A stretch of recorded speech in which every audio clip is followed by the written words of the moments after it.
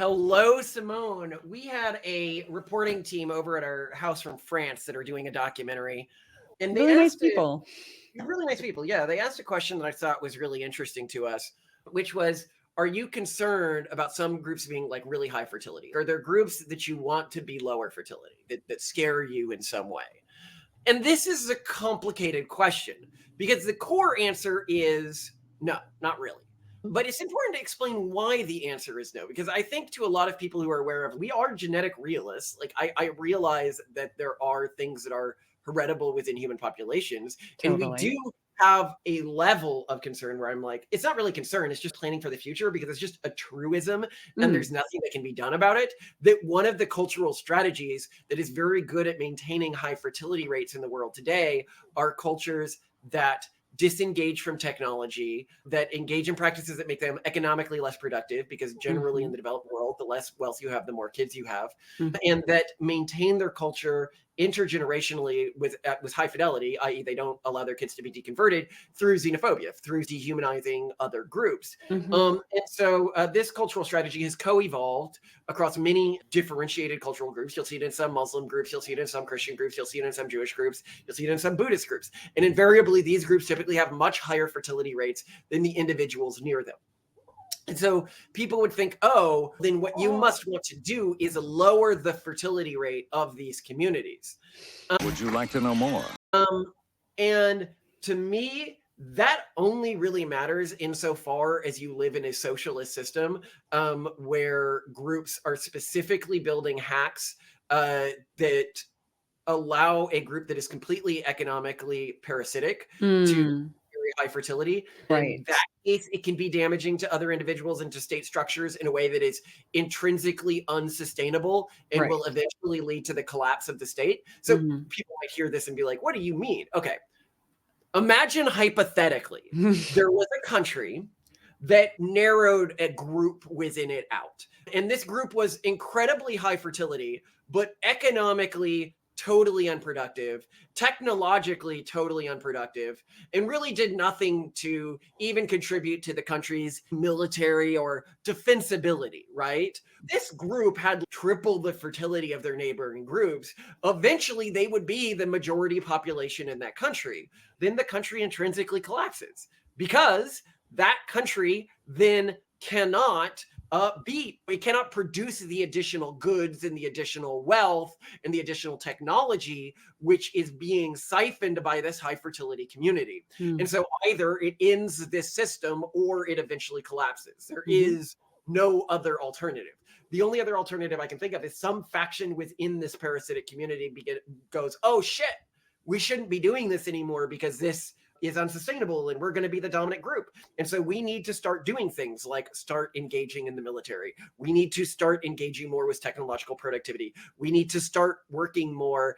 But then they're not like that group at all. And typically, even if a faction of this community does end up adopting these practices, fertility wise, they're going to be outcompeted by the individuals who just did nothing but pump out babies. So it really doesn't work unless you cut the state umbilical cord, which ends up saving everyone, because even the parasite ends up dying when the host dies. Yeah, because no one's gonna bankroll the parasite's lifestyle anymore. Yeah, so I do have some concern about communities like that, and they exist within many countries. Many people might think, oh, you're describing X group in my country, but the group that you are thinking of is probably really focused on your country, and so you will see this as an attack. Just as, actually, I don't want to name any groups here. I'm just saying, because then people are like, oh, so see, he was talking about that group. But these people exist in France just as much as they exist in the United States, for example. But they're everywhere. So they do pose a threat in that regard. But if you live in a country like the US, where I hope, or any long-term country that's really going to be a player like long-term in terms of human history, now that humans are super mobile, you're going to be dealing with countries that are much lower weight, i.e. they do not have these big state welfare systems. And so they might only be charter cities where you end up getting people attracted to, but they will be countries that are much lower weight. In those countries, when you have sort of true capitalism, I'm really not concerned about these groups at all. And people are like, whoa, why aren't you concerned about them? Because they're going to have such high populations in the future. And the answer is, in a future where these communities, and you do see this within these communities, are intergenerationally getting dumber. They're selecting for lower IQ within their community because the individuals that are higher IQ are more pro-social, typically get deconverted from these communities at higher rates. They're getting dumber intergenerationally, and they're getting more technophobic, both a biological, like a genetic level, and at a cultural level, intergenerationally. They are not a threat to families that are, through genetic alteration, becoming more. And my kids will have technology we can't even dream of. So you're talking 3 or 4 generations down the line, likely 3 or 4 standard deviations IQ higher than the average person today. And with like automated, as I say, like AI kill drones, like they are not afraid of people who are coming at them with sticks and AKs. And this technological gap is widening. And it's one of the things we're actually already seeing in society today. And this is where I wanted to talk about something that you noticed, Simone. So there were 2 environments we went to recently. One is a secret society. It's called Dialogue. She used to be managing director of it. It was originally founded by Peter Thiel and Aaron Hoffman. And it's a great group. It's for, like, when I say secret society, it's an invitation-only event for people who are seen as likely to influence the future of the human race. Or who already do. There are different subsets. Or who already do. Yeah, there's different. So this was one environment we were at. And then in another environment we were at, we went to Vegas for a conference. And so we were hanging around like the typical type of person who goes to Vegas and stays at a Vegas hotel. Yeah. Can you talk about the differences in behavioral patterns you noticed in these 2 communities? Yeah, it was so interesting. So I need to always be moving, meaning that I need to go to a gym every morning if I can't walk around the streets. And in both instances, when we were at Dialogue, we were in the middle of the desert most recently. And when we were at this conference in Vegas, we were in Vegas. So at 5 a.m, I'm not going to walk around the streets of Vegas. Mm-hmm. So I look for a gym. In Vegas, there were no gyms open, at least at the hotels where we were. And I actually walked to other hotels and tried to say that I was a guest there and asked them where their gyms were. And they're like, oh yeah, our gym doesn't open until 9 a.m., which is insane. Like at Paris, I asked that. I walked over to Paris after our hotel didn't have a gym. People just weren't up. These are not people who wake up in the morning and go work out, not in Vegas. Nobody was like out around jogging. No. You go to the Dialogue. So then you go to the gym. So I went to Dialogue at the hotel gym in the morning. Every single morning, the gym is packed. And I'm getting up at 4:30 to go work out in the morning. And it is packed full of other dialoguers and only people from the conference, mind you. Like anyone else in the hotel, if there was any, they certainly weren't there. And these people are simultaneously, just like me, on their phones, doing work, checking in, having short but very professional chit-chat sessions with people as they come in and leave. And actually working out pretty freaking hard, like doing full, this is my weight regimen, this is whatever. It's not just like faffing about. And it was such a difference in selection there where you could really see, and I brought this up to Malcolm and I was like, you can't experience these different selective bottleneck kind of areas or zones in the United States and not start to think that we're speciating. Because when we just walked down the streets in Las Vegas, the way people looked, the way people moved, the way people talked was so different from an event like Dialogue. It's like these people wouldn't know how to interact if they wanted to, which was and really I want to interesting. elevate what Simone is saying here. There were noticeable physiological differences between these 2 populations that were much larger than the physiological differences I see between ethnic groups. Oh, 100%. Yeah, no. This makes ethnicity, the concept of ethnicity, a joke. And keep in mind, in all of these, like in Vegas, you have tourists. It's one of the top tourist destinations in the world. You have people from all around the world, just like at Dialogue, they're very careful to try to be with the society as inclusive and diverse as possible. So you have every different type of group, but there is definitely like a clear cluster of what these people are. And I have a word that I want to use for this other group, okay? Okay. Bergens.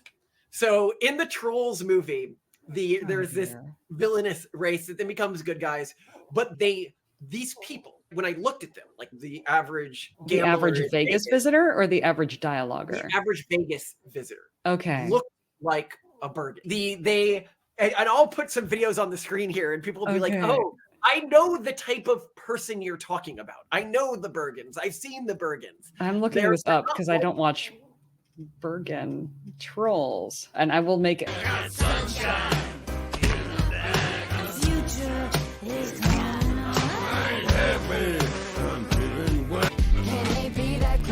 Bridget, you still have time to run for it. Oh God. Okay, so it's a rotund troll, like actually trollish looking troll with bad teeth, somewhat malformed, but also meticulously styled in a way where they think that they have a look, but it's a gross look, trashy. And so what was interesting to me about this difference is something that you highlighted here, and it's something that you see in the data already, is that the middle income group is the really low fertility group. By the way, if you're wondering what people look like at Dialogue, like us, I guess I'd say, like they look, and this is true across ethnicities, right? They look healthy, fit, but not in a muscular or either hyper masculine or hyper feminine way, just like that kind of Silicon Valley venture capitalist, like lean, healthy way for the most part, but not too lean and not too thick, just right, because they're all very optimized. They're extremely optimized. And they also do not dress. They do not dress in a showy way. They do not dress in a sloppy way. They dress in the most inconspicuous, but you know it when you see it way. I guess I'd say look up a picture of what venture capitalists look like and you'll immediately know this crowd, right? Yeah, like Mark Zuckerberg, that kind of look where it's you wouldn't know unless. And when you talk about speciation, one really interesting thing is, and I've talked about this before, there's two ways that speciation ends up happening within a species. You either get geographic isolation, like a river flows between them, genetically isolating the populations that previously weren't genetically isolated, or like continents drift apart, or you get behavioral species isolation. In behavioral isolation, something changes. You get a mutation that changes that leads to portions of the population to begin to genetically isolate themselves. And this would be like one group becomes nocturnally active and the other group isn't nocturnally active. And so never awake at the same time when they would mate, or they build different mating practices. And we have to think this is exactly what is happening with these groups. Keep in mind we'll say the dialoguer group. They're going to elite universities where they're only mixing with and meeting with other people. Then they're going to elite businesses where they're only mixing with and meeting with specific people who also went to those elite universities, who also have these really high credentials and insanely high levels of conscientiousness. And then on the flip side, you have this other group of people that is mixing with an entirely different population. So there's no touching. There's no touching. Well, no, but you see this in the data. If you look at fertility rates, the two high fertility groups are the incredibly wealthy and the incredibly poor. And then in the middle, you have nothing breeding. That, where you have that U right there in a graph, that is behavioral isolation. Historically speaking, the behavioral isolation wasn't that bad because you didn't have child support. But universally enforced child support increases behavioral isolation because people stop mating with outgroups. And this is what we talked about. You're not going to get the genetic drift between the incredibly economically successful population to the rest of the population, which historically you would have, where women would. I guess what used to happen was like some men from, we'll say, the dialogue group would sleep with some women from the Vegas group. To better understand the sex addiction outbreak, we've been running tests on chimpanzees. You can see that this entire community of specimens are getting along normally, some pairing off, others on their own. But now see this chimp here, an average normal adult male, blending in seamlessly with the others. Now watch, we're going to give it a lot of money. Go ahead. My God. Yes. They'd have some fun in Vegas. They'd have a kid, and then whatever, they'd have several kids. But now those men are just polyamorous and only still sleeping with and not having kids with other very high power women who are also willing to be polyamorous or unwittingly polyamorous, as was the case with Andrew Huberman in that big New York Times explosion. It came out that he was simultaneously dating all these high power women. So that's more what's happening now. There's not that mixing in between the groups, which, you're right, makes it even more profound and more of an echo chamber. Yeah, and I think another thing that you mentioned here, which I thought was really interesting, is that these groups wouldn't know how to talk to each other if they met, which is the practices, like gambling, for example. I do not understand why you would do something where you have a net negative utility outcome. No, see, so I disagree. Like a lot of the people in this group have their poker groups. They freaking love poker. Poker's such a thing. But Simone, keep in mind, that is not the same thing.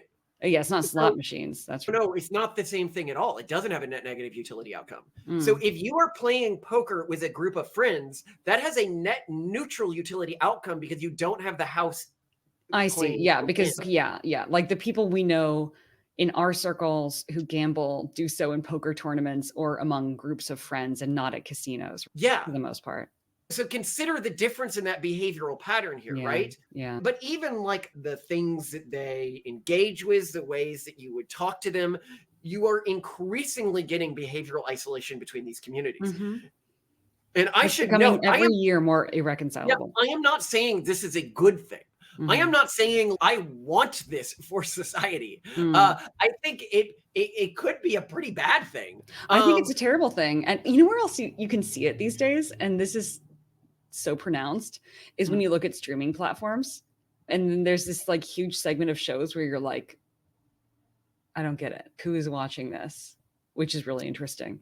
Yeah, no, I know. If you want to see what we mean when we talk about this, go on YouTube and sort for most viewed. Or go on. That, like, does not make sense to the type of person who watch our channel. Yeah, it would be like, I don't. Like, what are these? Why would somebody watch people like rolling a tire around? What? Who is this appealing to? And people are like, oh, this is for children. And you're like, yeah, but clearly not all of this is children. Like, how are these getting these most viewed statuses? And as a result, I am concerned for these communities. I am concerned for their place in the future of the species if they continue to genetically isolate. Like, that's going forward 500 years, a scary thing. We may be able to resolve any sort of long-term damage that comes from this through genetic technology. Well, wouldn't you say those groups are concerned about us, that we are these unfeeling, pencil neck glasses wearing? These are the people who also see what we care about and what we value and are horrified. I don't know. Yeah, I can see why, but I think it's like functionally these groups aren't threatening to us, but I guess we are threatening to them. And this is something you always hear. There's these one of the individuals on YouTube is like, humanity is going to divide into the cyborgs and the traditionalists. And he said the cyborgs will try to stamp out the traditionalists. And I'm like, why would the cyborgs try to stamp out the traditionalists? The traditionalists are not threats to the cyborgs. The cyborgs are threats to the traditionalists. The traditionalists need the cyborgs to not come to exist if they want to maintain economic and political power, because as the cyborgs come to exist, they will control an increasing amount of wealth. And even if they are isolated into a few city-states, right, they still will control so much of the world's industry that they will have most of the negotiating power and most of the world's political deals. Exactly. And the cyborgs really don't concern themselves with the non-cyborg. They just aren't that relevant except insofar as those groups say you are a threat and I will work to stamp you out. And in that case, you're like, okay, either we need to move to a position where we're protected from those groups, or we need to, but I don't see any reason to outwardly project or do anything that would make us threatening to those groups. And again, we do not see these as groups that should not be reproducing. As far as I'm concerned, aside from what you pointed out about certain groups that will cause political instability and their own society and their own group to fall because of the way that they're living, the only people that we don't want reproducing are the people who don't want to reproduce. If you don't want to have kids, and if you don't want kids, and you don't feel like you can raise kids, and that you're going to hate them, and that whatever, don't have kids. It's so simple. Someone commented on our video, or one of our videos recently, saying something along the lines of, I'm going to make the world a better place by not having kids. And I'm like, yes, you are. That's perfect. Exactly. Yeah, somebody who says that probably is. But it's something that it's interesting. You're talking about this whole pencil-necked aesthetic and everything like that. When you're like, how could these pencil-necked nerdy strategies possibly compete with other strategies, right? So a community that traditionally went through the pencil neck strategy was the Jewish community. You look at the cultural stereotypes. The of OG Jews. pencil necks. If you look at like the South Park descriptions of Jews, like the Jewish stereotypes, it's like nerdy, can't play sports, everything like that. Oh, well, I grew up in the city. I really don't care for it. I come from a Jewish family, which of course you already know because Kyle's from the same family. I like to read, and I have these polyps on the backs of my hands. I don't know what they are. Oh, and I hope one day to be an investment banker. Are wooden desks all that are available? I usually prefer the plastic ones because these give me splinters. I realize we're in the mountains, but do we have to freeze today? Now, Kyle, I need you to be quiet. In my class, you need to be able to concentrate.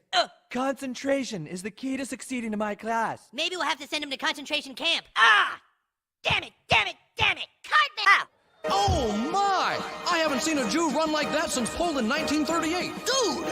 Okay. And yet, you look at the Yom Kippur Wars or something like that, where they stomp forces. that Revenge are of the Nerds. much Huh? larger than them. I think people, when they remember the Yom Kippur War, they are thinking of Israel today, with its military today being up against its neighbors. And Israel today, yeah, it has a ton of money that has gone into its military. It's a very modernized military fighting force. That was not true at the time of the Yom Kippur War. The invading armies outnumbered the Israelis at a ratio of 100 to 1 in manpower and 10 to 1 in armor and artillery. And since the bulk of the Israeli army is made up of reservists, it took 2 days for them to mobilize and deploy. To give you an example of one specific phalanx that they were dealing with, in the south, the numbers were even more lopsided. 5 Egyptian infantry divisions with nearly 100,000 soldiers, 1,300 tanks, and 2,000 artillery pieces launched themselves across the Suez Canal against just some 450 poorly trained Israeli reservists. And they were being attacked from all sides at once. It was a surprise, so they didn't know this was happening, and all of the sides that were attacking them had plenty of time to prepare, and they stomped them. We'll never get over people who say that Israel should give back land that they took during that war. No, they won that land fair and square. The idiots who attacked them lost it fair and square. Look at the impact they have on the geopolitical landscape today. They stomp even much larger, much bigger powers. You look at groups that outnumber them, that come and attack them, and these other groups are all about strengths, and they're from cultures that are all about how tough you are and everything like that. And they just get smashed by a culture that was selecting for pencil neck nerds. Like, why? Because it turns out that in the world of technology, how good you are at fighting. We had an episode recently that touched on some of these topics on like the cultures that Andrew Tate is from, and that he tries to elevate about how you want to be like the toughest person. It's like how tough you are doesn't matter when your opponent is an automated drone with a gun on it. Or worse, a gene-engineered virus that is sterilizing populations that have outwardly threatens their neighbors. We are entering a world where your fists just don't matter that much anymore.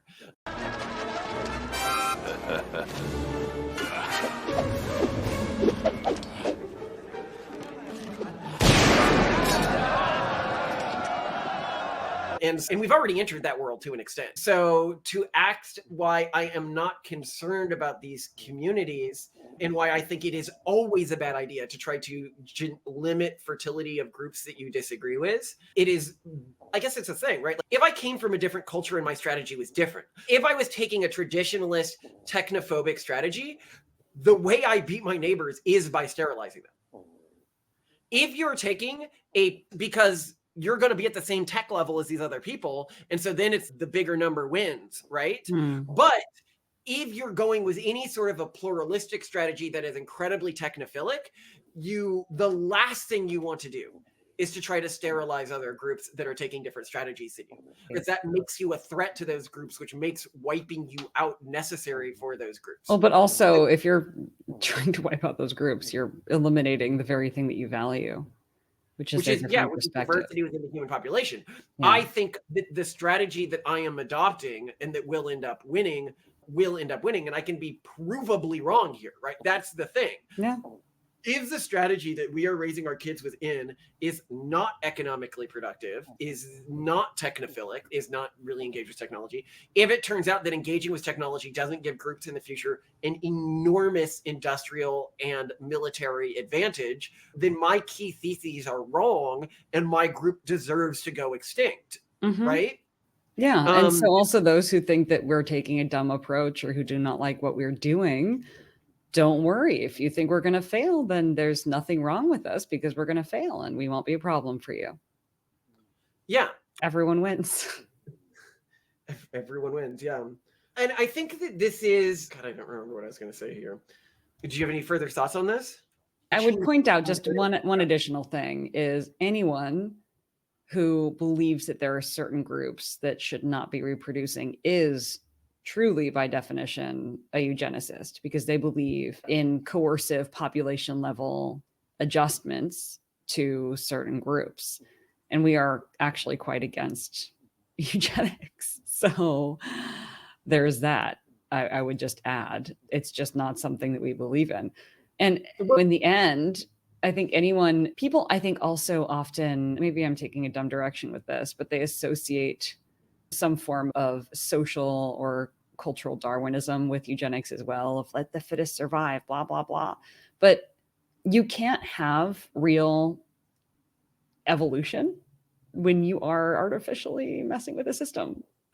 So anyone who actually believes in evolution or actually wants the fittest to win should not be intervening, because only physics, only like literally the technical mechanical limits on reality have the right, have dominion to determine who is fit and who is not. You as a human do not have that right. Yeah, no, I couldn't agree more. And this is what really disgusted me was Europeans' laws that limit reproductive choice in order to sterilize groups like us. Because as one reporter in Europe, they were like, if you do this in X many generations, what if your children are much smarter than everyone else? And it's like, why is that a problem? Are smart people today, would our country be better off if we just didn't have those smart people really raising our crime rates? The inventor of penicillin, if we didn't have Einstein, if we didn't, like, does society get better when you get rid of all the smart people? Everyone is better off if you have some group that is ultra intelligent, so long as that group doesn't have a mindset that they want to get rid of people who are different from them. And I think that fundamentally shows how this urban monoculture has been able to maintain the harmony it maintains is by acting as if everyone really is exactly the same. And through acting that way, through acting as if there's no real differences in any individual, they're able to keep this cultural detente. And when we talk about things like genetic selection, like we do as our kids, and they project that forwards, they're like, oh, that could create humans that are so different from other humans that our system of just pretending like everyone's actually the same won't work anymore. How does society work then? And it's like, oh, I have a great idea. How about like we accept and value diversity? That thing that you've been telling everyone that you were doing, but you never were actually doing, because everyone benefits in that system. Both the super intelligent, they benefit because no one is trying to threaten them, right? And everyone else because of the technology and the industry because keep in mind, what is industry? People hear industry and they say factories. Industry is you having a diversity of food on your plates. Industry is your grandparents not dying when they get old because there's no money. Like when people hear about like industry or economics, what they think is, oh, they're just talking about wealth. No, we're talking about people not starving to death, okay? We're talking about the United States not turning into a Haiti. Most of the metropolitan area is controlled by around 150 criminal groups, which the government has failed to stop. Their members terrorize the population through kidnapping, murder, sexual violence, looting, and burning down homes. According to the United Nations, criminal groups killed over 2,000 people and kidnapped more than 1,000 others during the first half of 2023. Almost 200,000 people have fled their homes since 2022 due to violence. Many lack access to adequate food, water, shelter, education, healthcare, and other basic services. Oh, and don't even come at me with that nonsense that Haiti is only poor because it had an unfair loan. You know what other country had an unfair large loan it had to pay? Yeah, Germany, okay? You don't get to just pull out that card when it fits your narrative, okay? You can look at something like Haiti, and I think it was 89% of college grads would immigrate out of the country. You do that for 3 or 4 generations, ignore the genetics, just culturally, you're in a horrible situation that was almost guaranteed to end where it's ended. That is what happens when you strip industry from society. So we wrote a piece for Aporia, and we were talking about our solution and the religious thing that we were building, and the most common criticism of that piece was, why does industry matter for your culture?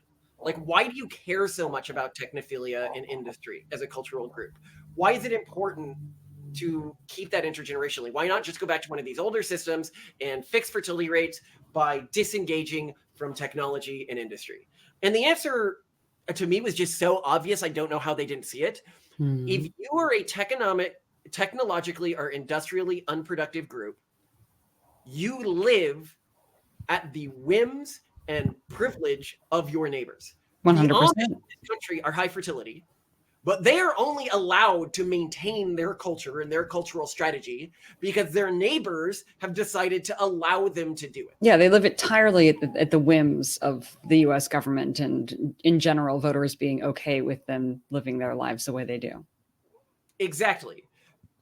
Having cultural autonomy is completely dependent on your level of industry and technophilia when contrasted with neighboring populations. So if you find a cultural strategy that keeps your fertility rate high and it is not within the global ecosystem on par with or greater than other systems in terms of technological output or industrial output, you will eventually be living at the whim of somebody else saying, I will allow you to keep living the way you're living. Yeah, and I think there are plenty of historical examples that people can look at of groups that were permitted to exist because they provided useful products and services for the rest of society, that society was like, I'm not going to mess with them because I want that stuff. I need that thing. Yeah, it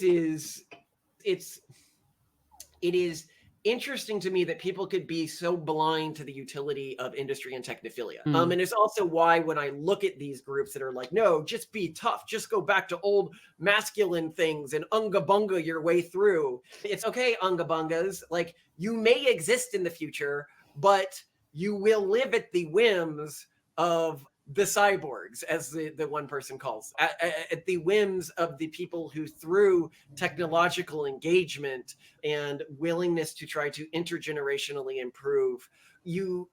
And I hope, and what the pronatalist movement is really about, is creating an alliance of those technophilic and industrial productive cultural groups so that we do not hinder each other's goals, and that we can create what we call the covenant of the children of man, an alliance among us that we will never impose our values on the other groups. That we will never, even if we disagree with them, whether they take some, incredibly technophobic stance and they go back to a really old way of living like Amish or whatever like that.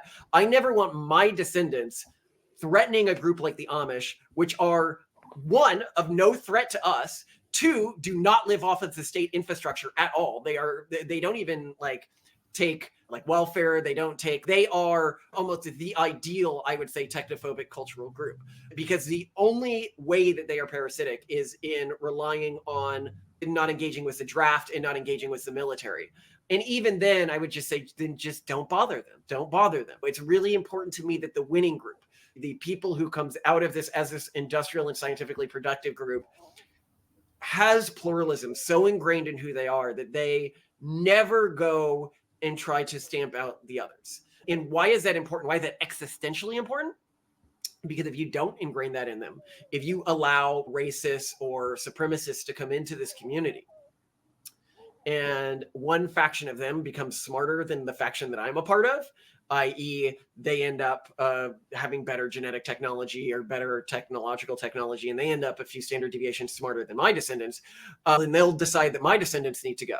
Because right now, if you look down on other ethnic groups due to maybe marginal differences in various proficiencies, if those differences became actually large and meaningful through technological engagement,